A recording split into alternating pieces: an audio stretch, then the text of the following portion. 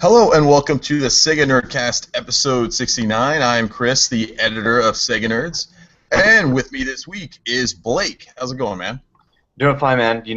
This is a really, really special Nerdcast. It's a really special one. You want to know why? Why is that? It's a really special one. You should know this. You should know this. It's a very special anniversary today. Uh-oh. Yeah. What's that? Today is the anniversary of my fourth Nerdcast. Really? This is my fourth one. Yeah. Wow. So this is a momentous occasion. It is, and I'm expecting something in the mail soon from you and the rest of the staff to celebrate. But you shall receive it.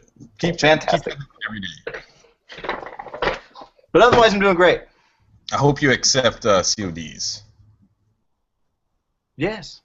Okay, good. Yes. I also accept $15 through PayPal. Anyway. Man, well, we're going to have a really great show today. There's lots of stuff to talk about. I mean, this is crazy because so often it seems like we're kind of scratching at like news, Sega news to talk about. Well, this week there's tons of it. I mean, we got tons of Sonic Boom stuff out there, some awesome 3D remasters for the Nintendo 3DS, lots of other stuff to talk about. So we're going to get onto that here in a bit, but before we do that, like we always do, we want to know what everyone's been doing this week. So Blake, since you are the anniversary boy, why don't you start first and let us know what you've been up to? Well, last weekend I did go to Disney World with the family, and we had a great time. Did a lot of stuff. The kids played Star Wars Arcade while we were there. That was pretty awesome. There were some other things at the park besides that. Who can remember what, though?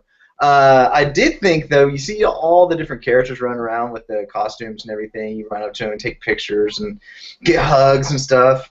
I wished, actually, after I got there, that I had brought some games with me to get them to sign, like World of Illusion or Mickey Mania, just to have them to sign.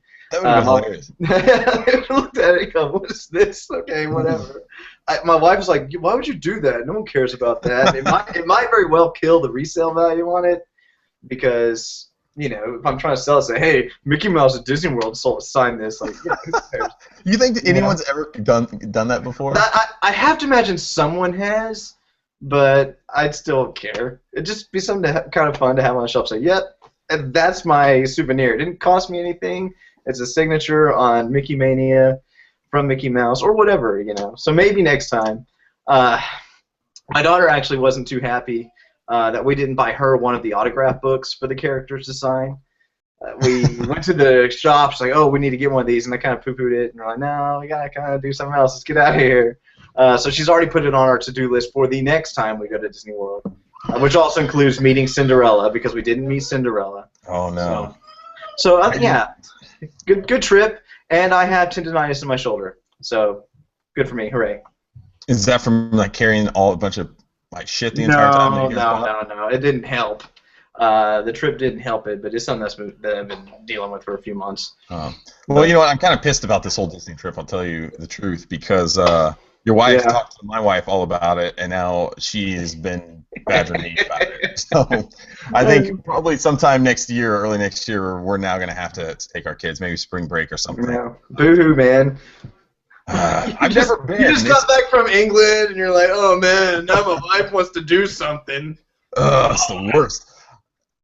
You know, I always wanted to go as a kid, but now that I'm an adult, I don't want to go at all. You'll have all fun. I can think about is the lines, the money I'm going to have to spend. It's going to suck. In November or October.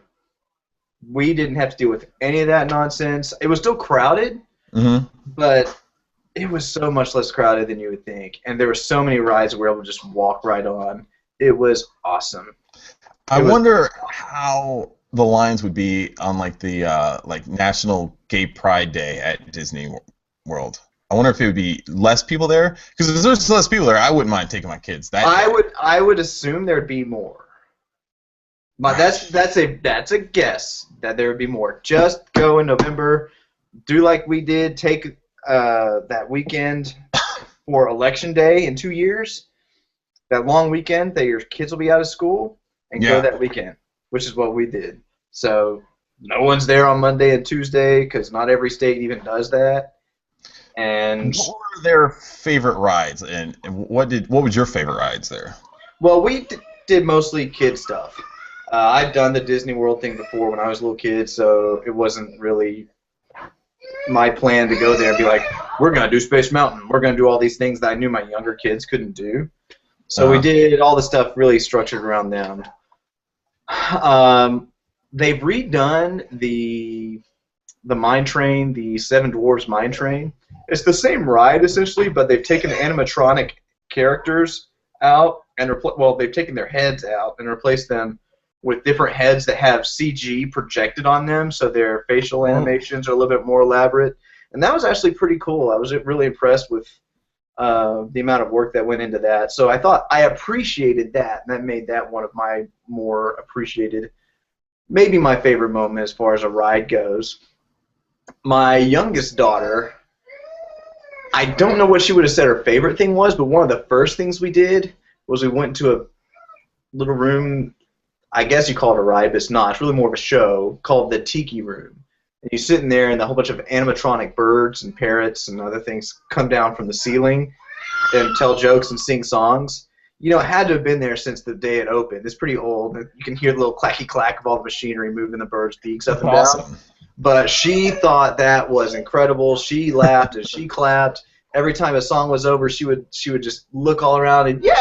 She's clapping so fast, and she's had the greatest time. So that may have been hers. The older daughter, I don't know what I would say her favorite thing was. I don't know. She met some princesses by the time we were done. She met Belle and Ariel, so she was happy with that. She did not meet Cinderella, like I said earlier. But those were highlights for meeting those characters. I imagine that chick from the Frozen movie is really popular out there now. Was she there? We were able to kind of skirt around that one because the line to meet her was over an hour long, and we were not going to wait in line to meet a character for an hour. So we went to Disney Hollywood Studios, one of the other parks, and they have a Frozen sing-along show there with those characters on the stage. So that way she could see the characters, and we could tell her, well, you know, they were there on the stage, and that's why you can't meet them, because they're too busy singing songs, so they can't meet you all the time. Oh, it's so awesome to lie to your kids like that. I know, they don't suspect a thing. They're so stupid. They're so dumb. I love it. I love it. Yeah, she definitely enjoyed the Frozen thing, too. And that, honestly, now thinking about it, that might have been what she would say is her favorite thing. She really likes Star Wars stuff these days, too. She's seen the first movie, and we rode the Star Tours is the name of the ride at that Disney's Hollywood Studios. She seemed to enjoy that pretty well. We rode it twice. So there's lots of fun stuff. But like I said, we didn't do a lot of the adult things. If it was a ride that was going to be over 38, 40 inches tall to ride, we skipped it. Yeah, I'm going to have to keep you updated on that because I think... yeah, I'll keep putting that in her ear and bugging you about it. Oh, we have the greatest time. Maybe you should play guys don't talk about it. Next time you're over, no mention. We'll bring pictures. We'll go on Facebook and like, look at the pictures of us looking at smiling and having such a good time. And it was actually not that expensive. And oh, yeah, right. When is Chris taking you to Europe? Oh, you bastard. So, I didn't have quite as an exciting week or anything like that as you guys, but I finally got to go out to the comic store on Friday. I took the day off. The wife and I, we were going to go see Birdman, which I've really been wanting to watch, but she's working nights right now, so she didn't have the day off, so we didn't have enough time. It didn't start early enough for us to be able to go see it. So instead of doing that, we went and had lunch, and then we went to the comic store. There's this really awesome comic store in Annapolis called Third Eye Comics. I don't know if you've heard of it, Blake, but it's one of the best comic stores I've ever been to. And I've been wanting to get back into comics for a while now, and I didn't really know where to start because I've been out of comics for so long. So I saw that the new Sonic Boom comic was going to be coming out, so I was like, all right, I should go down there, pick that up, read it, and I'll be able to let the kids take a look at it too, and read some, hopefully pick up some other ones. But one of the ones that I picked up that's really cool, it's called The Humans.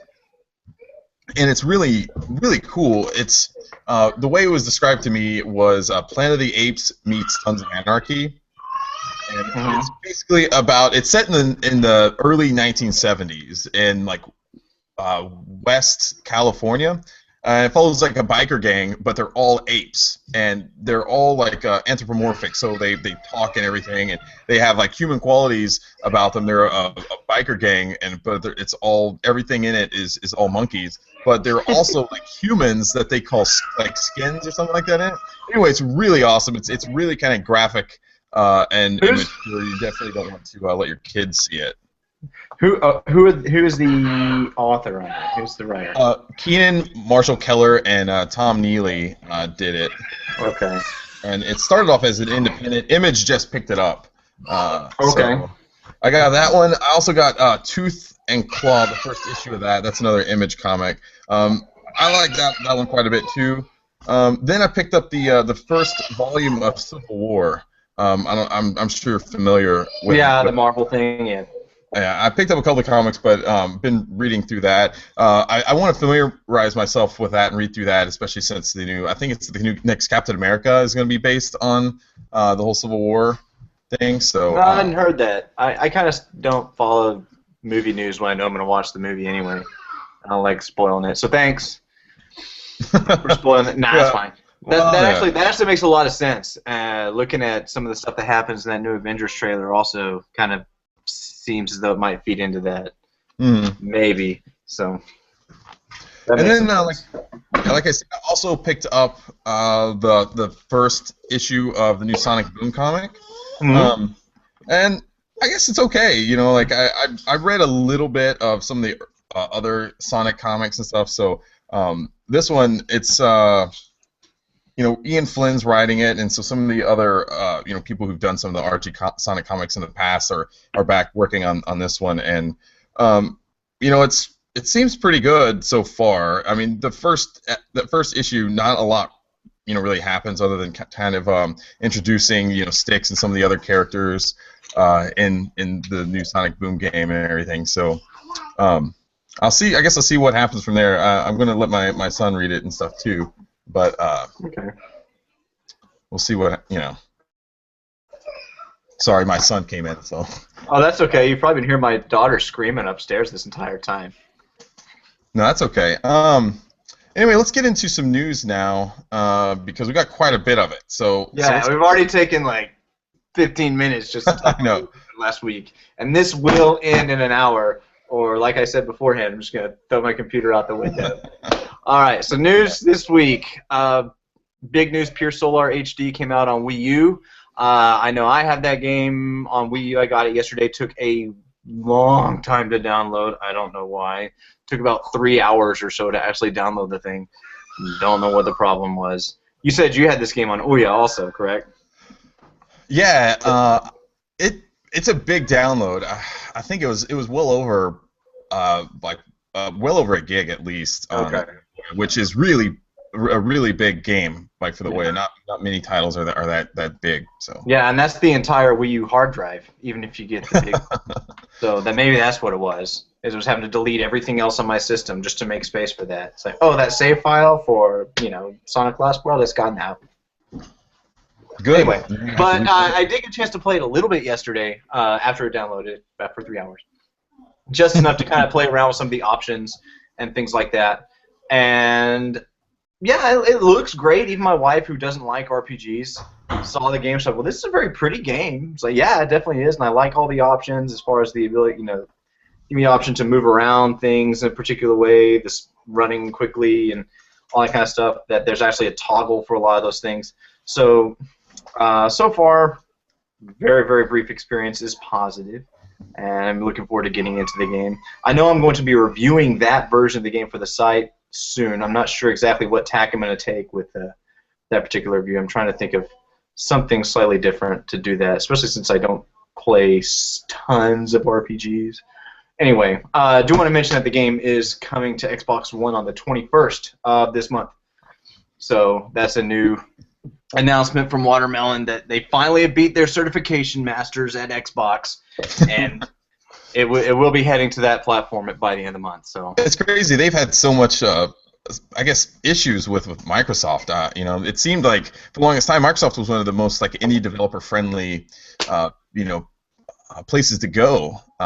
And I don't know, Watermelon's had a ton of problems with just getting the game. I think they were just trying to get a dev kit originally for the Xbox One, and they were having problems, just getting word back from Microsoft and everything. But they finally got all that worked out, and then they had to get the game certified. It failed certification with Microsoft, and it's good now. Finally, the game is going to be coming out on the 21st, and so. Yeah, it's kind of interesting because I think it may have been in one of our interviews with them. They talked about that issue, or at least a statement from them, and they made some changes to the Wii U version of the game to Pure Solar. And when you download the game, it automatically downloads the update, and that was part of what took so long. Although the update didn't take that long. So if you get the game, even though it's brand new, it will be version 1.01 or whatever it is. So who knows?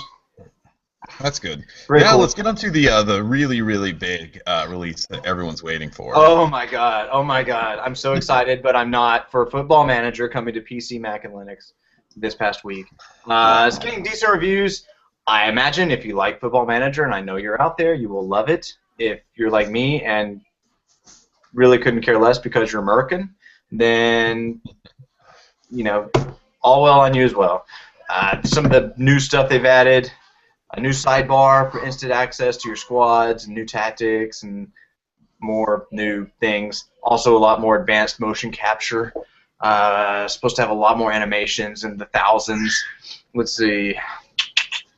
There's also a browser-like bar at the top of the screen, which acts as a search engine for the player database, as Chris is highlighting for me currently. Didn't Madden try to do something like this with Football Manager? No, I don't know. I don't play Madden. EA can suck it. I don't play any of their games. I especially don't play their sports games. I haven't played a football sports game since NFL 2K something, and anything EA put out can... I think that was the last. 2K5, I think, was the last one. Yeah. Yeah. That was one with Terrell Owens on the cover. I still have it back here. But yeah, I think they did, and it was just called NFL Coach or something like that. And it was. They did do that. Yes. Yeah, they did have something like that. Yeah, and everyone is like, "Why would I want to manage a football team when I could play the game?" The whole concept, I think, just failed to catch an audience here in the States. Yeah. But there is a big audience, in Europe, and people seem to really like it. And there was, I think, who was it? Was it EA who had they had another game that kind of competed against Football Manager.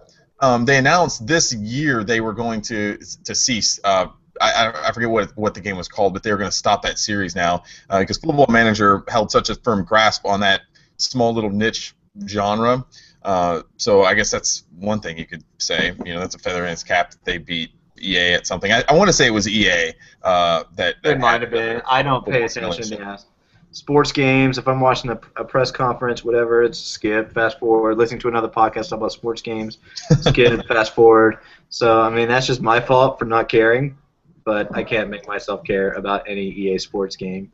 Not until they give up the NFL exclusive license, which they're not intending to do anytime soon. And that 5 minutes is probably the most any gaming podcast is going to spend on Football Manager 15 this week. Yeah, maybe so. Maybe so. Although we can talk about it more sometime when Graham gets back on. If he recovers from his slight case of near death that he's got, whatever it is. Bull AIDS. He's got what? Bull AIDS. A bull AIDS? Yep. Okay. That sounds made up.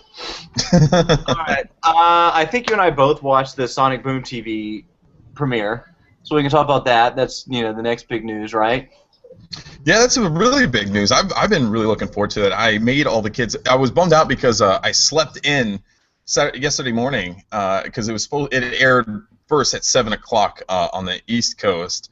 But fortunately, I have DirecTV, and we were able to catch the Western or the West Coast airing at 10 a.m. And so I got all the kids down to watch it. So it's split up into like 2 episodes per, I guess, 30-minute bracket. Yeah. What did you think of the? Because okay, let's start off with the first episode. It's titled Sidekick. What do you think of that episode? It was okay. It was kind of an interesting. Oh yeah, I'll use the word interesting plot for the first episode. I don't know if I would have gone with that because it just brings you in assuming you know a whole lot of backstory about this particular Sonic and this particular world, and you don't know it yet. Mm-hmm. So I don't necessarily think they should have necessarily done a whole origin thing and explained from square one who Sonic is and who Dr. Robotnik is, or Eggman, as they're calling him in the show. Mm-hmm. But that one, with Tails just getting knocked out and Dr. Eggman deciding he wants to be Sonic's sidekick and go out for these tryouts, there were some pretty funny gags and some pretty funny interactions, especially with Dr. Eggman. I think he was probably the funniest character in that particular episode.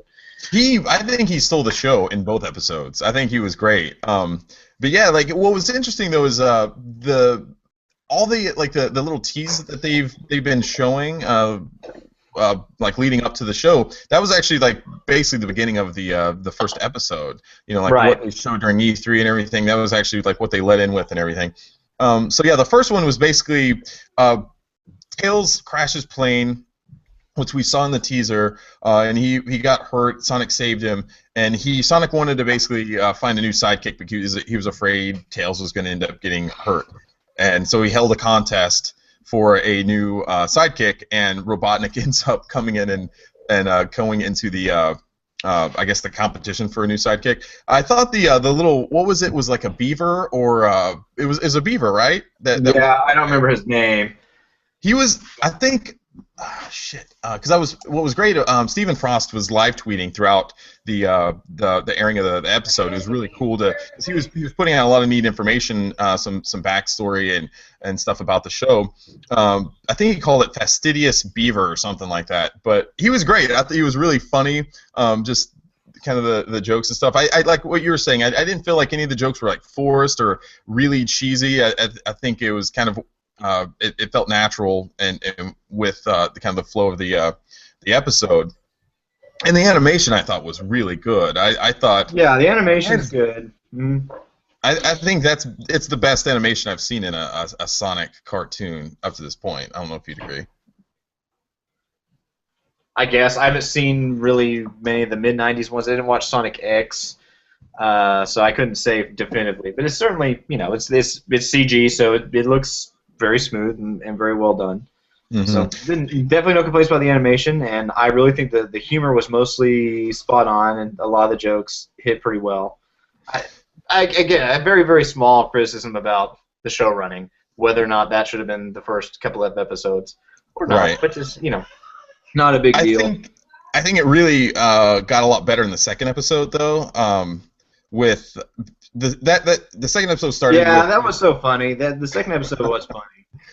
It basically started, for those who haven't watched it yet. So Eggman knocks on Sonic's door and it's like, "Hey, there was a big storm that ruined my base, and I have to have my robots repair it. Can I come stay with you for the next few days?" And Sonic is like, "What?" So they go back and forth, and he finally feels bad for Eggman, and he lets him stay with him. And he's basically just like a really bad roommate. He's those. I've had roommates that were just like him. They're sloppy. They don't. They have no manners. They're always trying to keep you up and everything. And basically that's Eggman this entire time. And he's really funny. There's just a lot of funny jokes with him in it and everything. And ends up, of course, he has this diabolical plan to basically tire Sonic and Tails out to the point where they aren't going to have enough, energy to fight back, which is Just stupid. yeah, it's really dumb. I thought Eggman was hilarious in this episode. Yeah. I really liked it, and my kids, afterward, I was just kind of watching them because really, I mean, this series is aimed at younger audiences today. It's not for us anymore. No, of course but they not. loved it. They were cracking up. There was like a bunch of jokes that they were like legitimately laughing at. And it was really cool to see that, and they were really excited to see that there's going to be another episode next week, and they're wanting to watch it. So I think Sega's got a good TV show on their hands. Yeah, I think so too. I watched it with my older daughter, and she seemed to be pretty well engaged with it too, and definitely got some laughs out of it. So I'll keep recording it. I'm not going to wake up early to watch anything because I don't do that. I don't have a DVR, damn it, so I'm gonna have to. All right, well, keep waking up early then, sucker. Maybe I'll just take that the Western one when Cartoon Network West airs it at 10 o'clock is what I'll do. Yeah, there you go. Cool. All set. All set. What else were we talking about? Oh, more Sonic Boom stuff. Yeah. The Shattered Crystal demo hit the 3DS eShop this week. The game comes out on the 11th. But if you haven't got a chance to try the demo, you've still got a couple of days to try it if you want to decide if you want to buy it based on that. I downloaded the demo. Did you download the demo there? I did. I downloaded it pretty much right when the news came out that because Nintendo, I don't know if you said they announced it during their Nintendo Direct that it was going to be releasing. I played through it a few times. I still think it's stupid that Nintendo limits your demos to like 10 times. 10 plays. Can you delete it and then re-download it and refresh your? I've never tried that. Maybe I'll have to give that a try. Yeah, you only get 10 plays with that. They vary though. Some of them will give you 30 plays.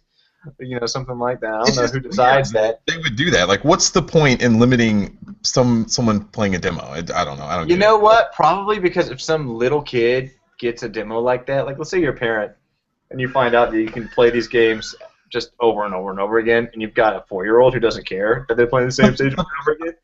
You just let them play it over and over again. You save yourself $30-$40, and it's that just goes back to the play Sonic. Shut up. The kids are dumb. They don't know any better. Kids are dumb. Yeah. So and the demo has. The demo is going to run out, and the kid's going to go, Dad, it's not working. Why isn't it working? Why isn't it working? It says, you're out of plays. Please go to the eShop and buy this game. Damn it! No, I've got to buy this. So it works. Angry customers, but money. So the demo has basically there's 3 different stages, and there's a variety of stages that you can do. There's one like the traditional level is called Seaside Beach, and within that, I mean it's a long level. I was really surprised. How long it is a long level. It took me over 10 minutes to beat it. Yeah, I think the first one, the first time through it was like 12 minutes, and then I played through it again because there's different like items that you have to collect throughout your playthrough, and you get certain you meet like certain objectives, and you get like an emblem or something if you do that. So I think they're all meant to kind of be played through more than once to be able to collect that and everything. Yeah, there's a lot of hidden stuff. I imagine that's probably over 15 minutes to beat it, but I don't remember. Is this the same demo that they had at the Sonic Boom event? I didn't play that demo. I only got a chance to play the Wii U demo, so I couldn't tell you if this was the same one they had there. You were the one who played the 3DS demo. I did play it. And you don't remember? No, I'm not gonna remember. Problem is, I basically I was waiting until someone like got up and left, and some jerk. Yeah, and I did that. And it was like midway through the level, and I just played through it for a few minutes, and then I ended up leaving myself. So I don't know, but anyway, what did you think of the Seaside Beach level? Well, I agree. I think it's odd that it's so long. It doesn't bother me that much, except I think it's just weird that they made a portable game that's meant to be kind of pick up and play, put it down, pick up, play, and it's also Sonic, which is known for being kind of quick. You can beat so many levels in the original games. There's even achievements in some of the new games on, say, like 360 for beating the levels within 45 seconds. And this level is huge. It takes you, it took us more than 10 minutes to beat. So that's a little weird, but I like the layout of the levels. It seems like it lends itself really, really well to things like speedruns, because there's all kinds of different ways to maintain your momentum, where there's either boosters or springs or the little grapple points that you would use your whip thing to grab onto. So you're actually having to think a lot as you're moving forward as fast as you can. Changing between characters on the fly using the D-pad is pretty nice, as opposed to trying to like scroll through them with L&R or pausing the game. So that works out pretty well. I still need a little practice using Styx' boomerang. That's hard. Yeah. I'm not very good at navigating that through some of those tight spaces that they want you to navigate that through. I probably lost about a minute and a half. At least they didn't make you use like the Oh gyroscope. God! Like, Oh yeah. can you imagine that? I could see if Nintendo made it, they would have made you pull the stylus out, yeah, draw the little thing, like in Zelda. Are you ready? Is this the path you want to take? Confirm, and then you do it, and it goes. Or of course, it would hit a wall right at the last minute, and you have to do it again. And so within this level, it basically makes you use each character. There's like certain like obstacles that you have to get past, and you have to use a different character. They're all mapped to the directional pad.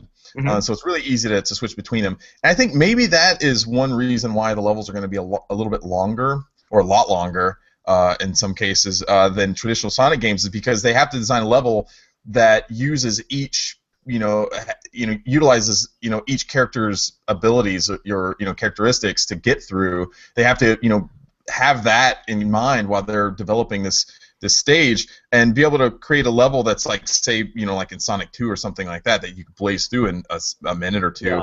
Won't lend itself to doing that. So I think maybe that is one reason why the level's a little bit longer than they have been in the past. One of the things I noticed, though, too, just as playing with Sonic, it seems like the spin dash is kind of there's almost, I don't know, I felt like there was really no point to it anymore, because I think X is a spin dash, but if you hold Y, you basically will start sprinting and we'll just start going really fast.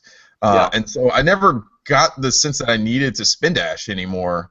You know what? To be honest, until you just mentioned it, I didn't do it at all either. I just used that sprint. You could do that in Sonic Generations also. The adult Sonic just sprinted, whereas the younger Sonic had that spin dash move. I remember that right, and I'm sure I'm remembering it wrong. So, other than that, they had another one called, there's a Seaside Race. Oh, yeah, the other levels, yeah. And so that was a different one that you could do, and you're basically just racing through a level against one of your friends. It was either Styx or Amy that you raced against. I raced against Styx. Amy, I don't think, is playable in this, or at least she wasn't playable in the demo. Okay, so, yeah, it was Styx then. She sucked. I beat her. And then there was a worm tunnel level, which was kind of neat. And so you're basically just kind of skating down like a rail, and you're having to collect coins or rings.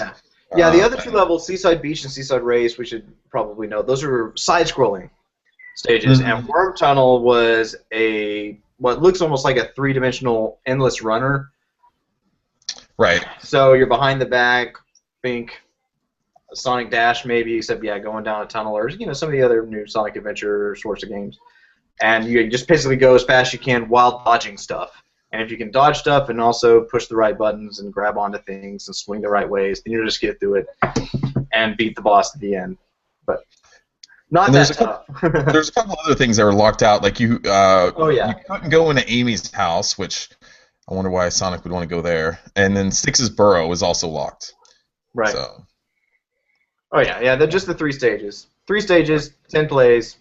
That's it. But yeah, the game comes out Tuesday. Sega, they're sending us a couple of games, or a couple of them to review. I'm going to be reviewing the 3DS game, Shattered Crystal, and then Steve is going to be reviewing the Wii U version. Cool. I know Graham played the demo and hated it. He was really pissed. He was of the 3DS one? Yeah, he played the 3DS demo. I was hoping he'd be on today. That way he can kind of talk about it. But he's like, this is the worst demo I've ever played. I don't want to even play this game. This sucks. It's terrible. I was like, dude, it's a little bit different. It's like a slower, it's not as fast paced as the other games, but it is different. And he's like, no, it's just crap. So I didn't see anything that made it completely flawed. I thought the game played fine. It looks good. The music is fine, and it controls well enough. Now, if you don't want to play as the other characters, if you don't want to play as Knuckles or Tails, and I know there are people out there that hate doing that, you're going to be forced to play as those other characters. And there's also going to be a little bit more mental gymnastics going on between the lobes for pushing these buttons in the right order, or as you're approaching something and you don't have that much time to think about, do I need to hit X or A here to lasso onto something or try to break through a particular brick.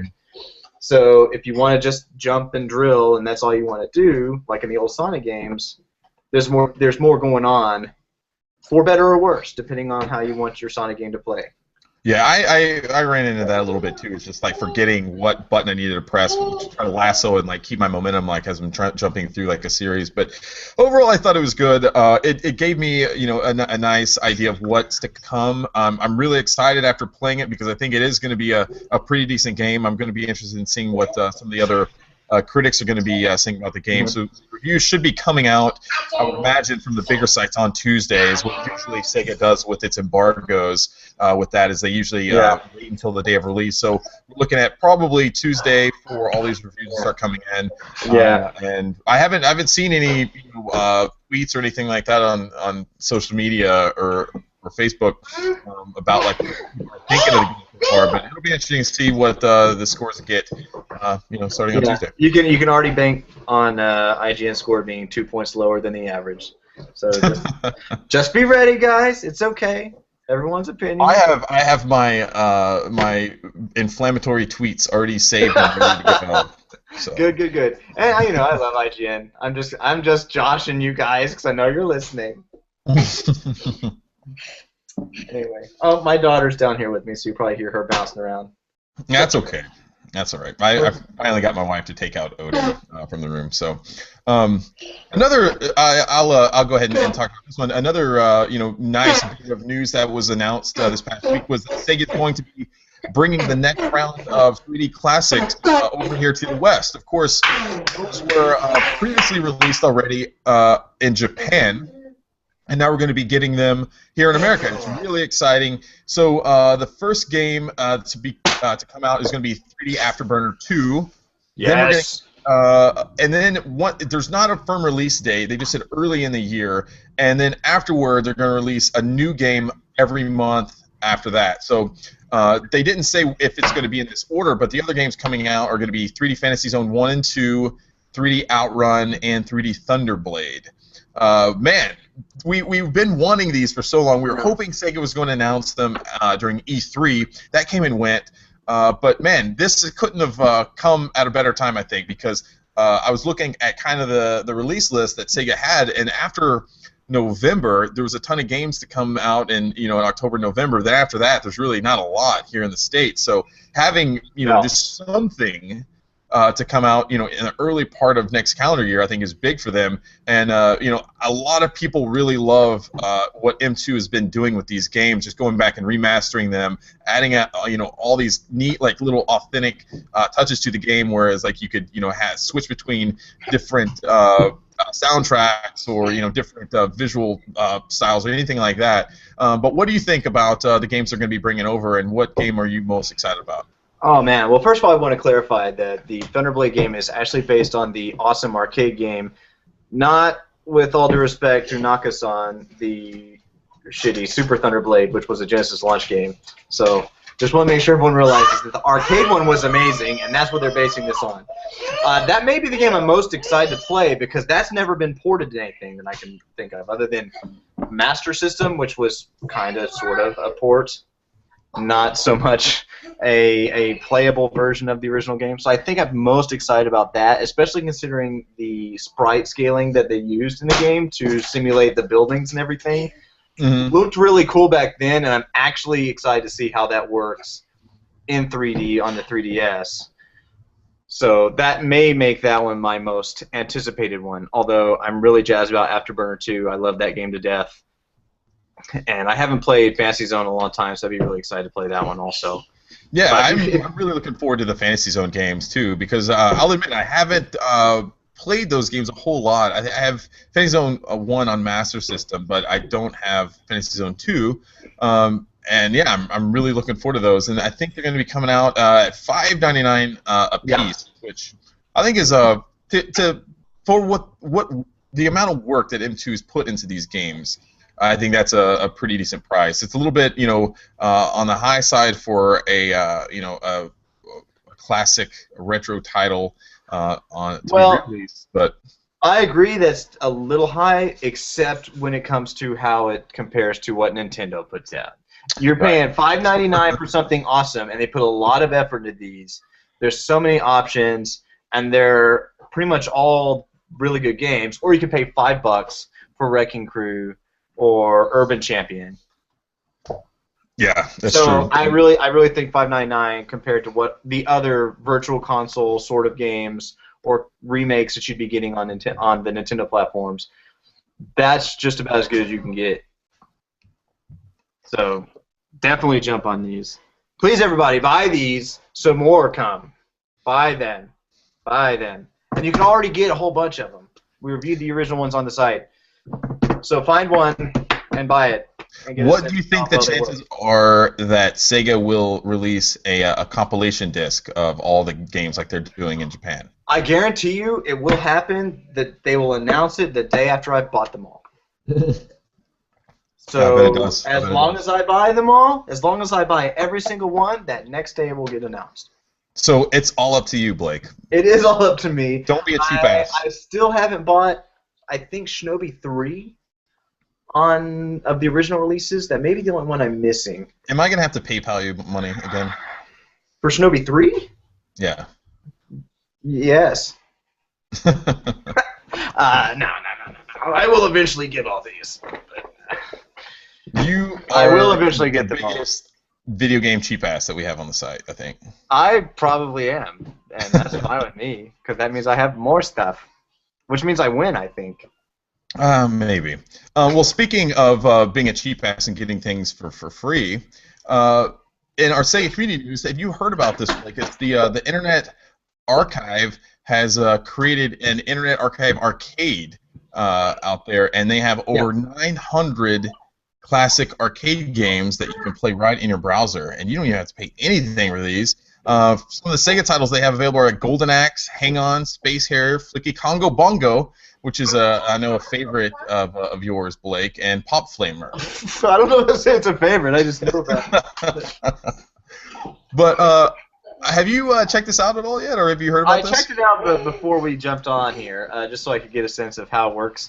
I played Hang On for a couple minutes. I couldn't get the controls to work out. I couldn't figure out how to swap gears. I'm not a PC gamer. I don't have a controller for a PC. I'm trying to play it on the keyboard, and all I could do was rock left and right. And so I lost badly. But I also tried a game called Pango, which is another Sega game that I've never played before. Tried giving that one a shot. Couldn't figure out exactly what the point of it was. I'm sure that there were directions on the cabinet, maybe around the screen, that said, hey, walk around and push a block into the guys, which I was doing. But I couldn't figure out how to advance, or maybe if it was just score. Just avoid these guys, kill as many as you can. But it's neat. It's not legal, I don't think. That's what I was going to ask, is we thought about the legality of it. I can't imagine that people, these companies are going to be that excited about having their old games out there. Yeah, I have to imagine they're not, depending on who they are. Sega, I don't see them giving too much of a crap. It's not like they're going to do anything with their Congo Bongo license, for instance. But you never know, man.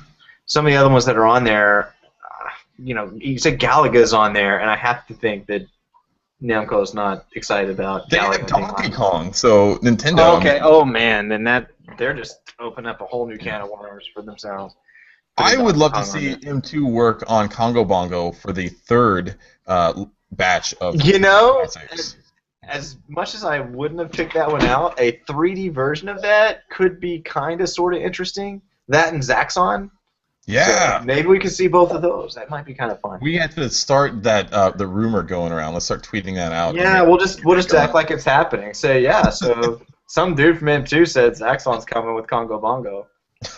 I really do think that if they do more, it'll be probably sequels to stuff at this point. It'd be Sonic 2, Streets of Rage 2, Golden Axe, that kind of stuff. I hope not. I'd like to see something more interesting, but it's what sells. Right. So going back to the Internet Arcade, I'm excited about this because I can play these games on my Chromecast or my Chromebook.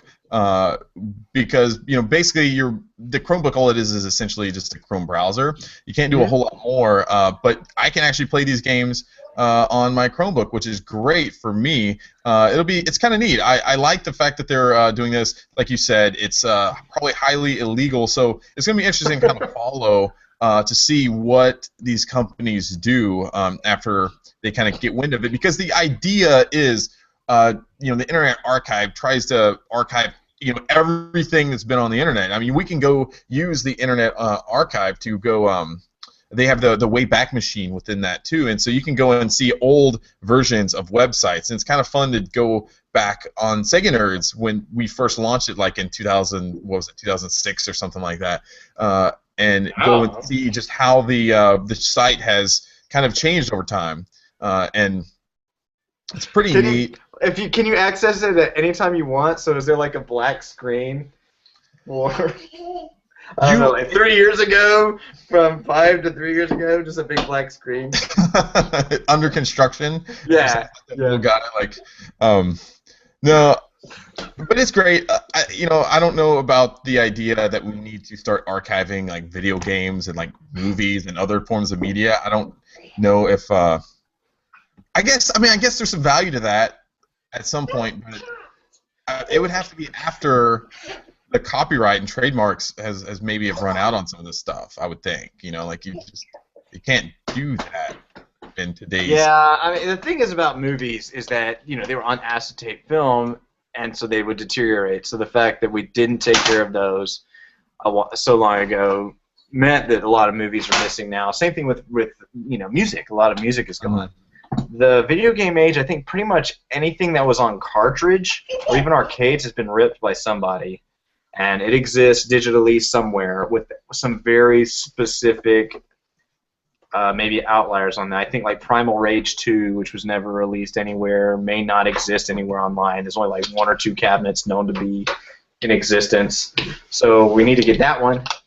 But 99% of what we would potentially play already exists in a, I guess, preservable format. I would totally be down for a new Primal Rage game. I would love that. If you go watch the video of a dude playing Primal Rage 2, let me know what you think, because it doesn't look anything like you think it's going to be.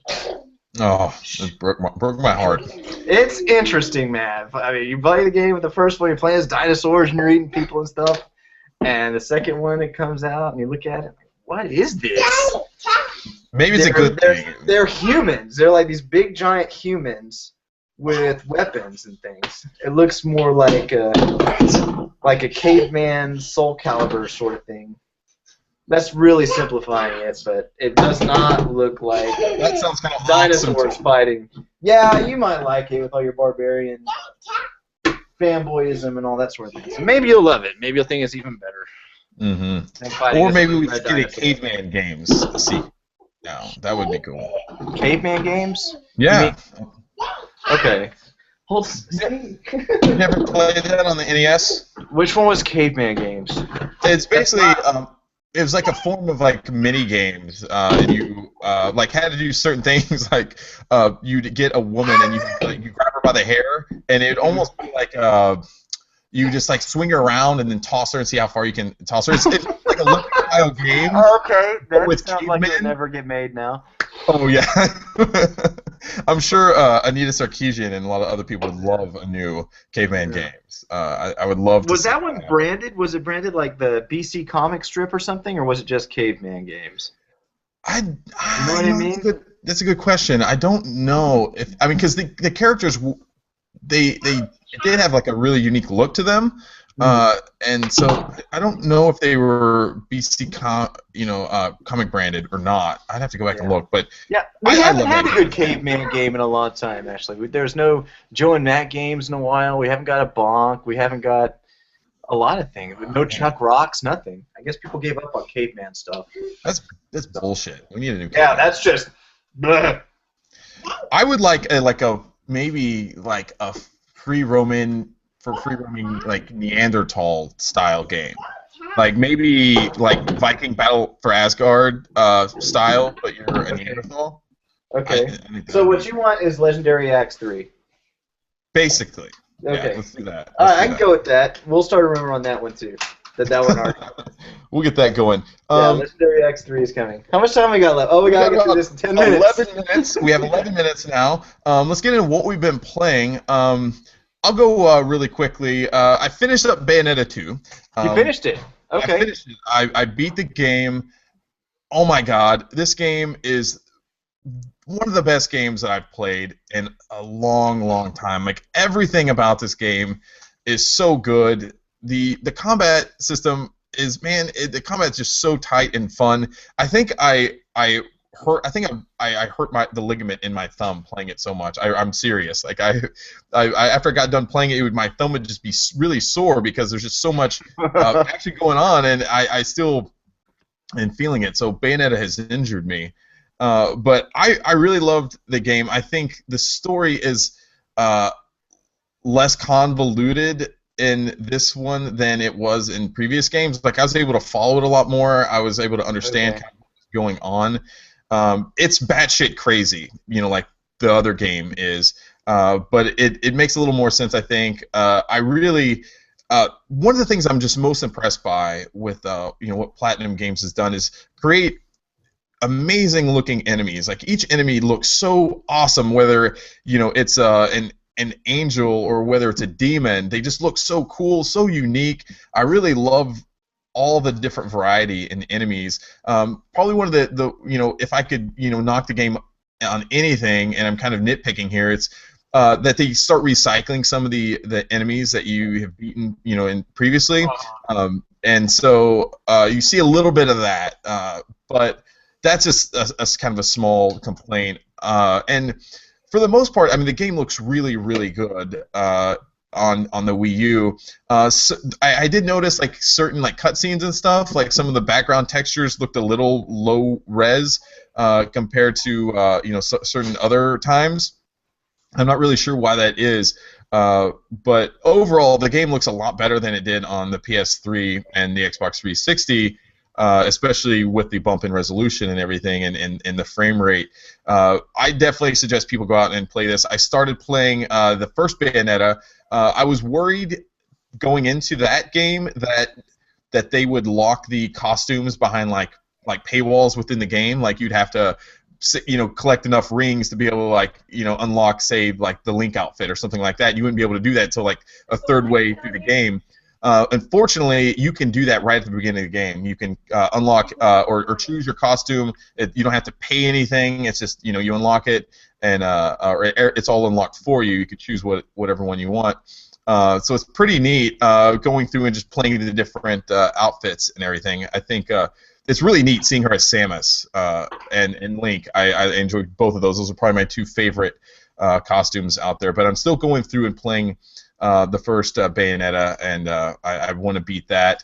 And then I've also been playing some Streets of Rage 2. That's the game of the month this month. Actually, the entire Streets of Rage series is.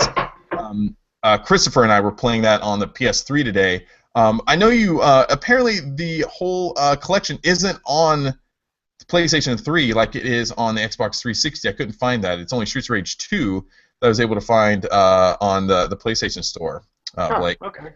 Yeah, I think I thought it was released as a vintage collection on both, but I thought it was. They always sold it separately, so that's weird. It comes up as part of the Sega Vintage Collection, but that's the only game that's available to purchase. Whereas on the 360, you can get all three of them. Yeah. But it's nice to have all three, but if you've got Part 2, I won't step in that one. But I think Part 2 is the best, and you may or may not need all three, unless you're a Streets of Rage super fan. I'm gonna go through and play all three just because I really want to do that within this month and get more of an idea of how the game evolved and everything. I think it's important to do that, especially that we're kind of focusing on the Streets of Rage series this month. So everyone go out there and play the game. Go out on the forums. We have a game of the month thread for Streets of Rage, and let us know what you think about the game. Or all three games, and talk about kind of the evolution of Streets of Rage. And we'll start another rumor up that someone's working on Streets of Rage 4, and maybe we can get that. Oh yeah, I heard that. I definitely heard that for reals. Yeah, it's going to happen. Yeah. 2015 is the year of Streets of Rage. Yeah. Yep. So 2000 never. What have you been playing? Okay, I've got 6 minutes, so I'm going to go through this fast. I have been playing a lot of games with the kids. The kids do play the Kinect stuff on the 360, so I play Kinect Disneyland with them, both in preparation for going to Disney World and also to kind of cool off from going to Disney World. The older one wants to play that game and do all the fun stuff in that. And it's actually okay. If you're playing two-player and you can really take the reins, It's not a bad little game to play with kids. I heard Also, that you were upset about some of the Kinect stuff. I saw a tweet about that. oh God, yeah. It's just sometimes getting it to recognize you and sign on. The sign on process is a real nightmare, especially if I've got both my kids running around me and it starts following other people and it kicks me off and I'm trying to sign on as my daughter because she has an account so that everything we unlock is on her save, but it recognizes my face as me, so it's automatically signing me in. I'm trying to access her save. It's a lot more frustrating than it might even sound from that. But we eventually got it worked out. I think, though, that the Kinect recognizes me as both myself and her now. So it'll just say, you've been recognized as, and it'll say either my name or hers. The Kinect thinks you're a little girl. I like that. Yeah, that's cool, man. That's great. So also play Kinect Party, which is a Double Fine game. Play that one mostly because the youngest one likes playing that. It's a really easy one to just jump in and out of play. It runs automatically, and everything, just balloons fall from the sky, you pop them, and you dress in different costumes. It's very simple, but if you've got young kids, it's a pretty good game. I bought Toy Story Mania for the Wii yesterday. That was actually a ride at Disneyland, or Disney World, where you would go through this little shooting gallery sort of thing and shoot pies and rings and stuff. And I enjoyed it. Kids seemed to enjoy it, and I found out there was a game based on it, so I picked it up for $10 somewhere. And brought it home, started playing that, and it's okay. I wouldn't pay a lot of money for it, but it's all right. It's sort of a light gunny sort of thing, so if you like that kind of stuff and you've got kids who might play it with you, it's all right. Also on Wii U, playing an indie game called Block Drop U. Got it for $1 last week or so, and it's okay. You have to guide a little red block from the top of the screen safely to the bottom by eliminating the blocks underneath it. So kind of a think on your toes puzzle sort of game. Not that extensive, kind of simple, but like I said, it was $1, and it's not bad. Castle of Illusion, played that on the 360 recently, the remake. I've had the game for a long time. I kind of peck at it every now and then. Haven't quite beat it yet. Still playing Smash on 3DS. Played Castlevania 3 on the Virtual Console Wii U. Oh my gosh. I played a lot this week. I played the Sonic Boom demo, which we talked about. I played Pier Solar last night just to kind of mess around with it, and I kind of talked about that already. And I haven't played Bayonetta 2 yet. I got it in the mail on day 1, but I won't let myself play it until I finish Eternal Sonata on 360 because I don't want to play too many games all at once. And right now I've got one too many. I've got one too many, and I'm not gonna let myself start that one until Eternal Sonata is done. I need to finish Pure Solar first, so I can get the review written. Castle of Illusion can sit there and wait. I can go back and pick that one up, no problem. Same thing with Smash Brothers. I mean, you just kind of pick up and play. So that's what I've been playing this week.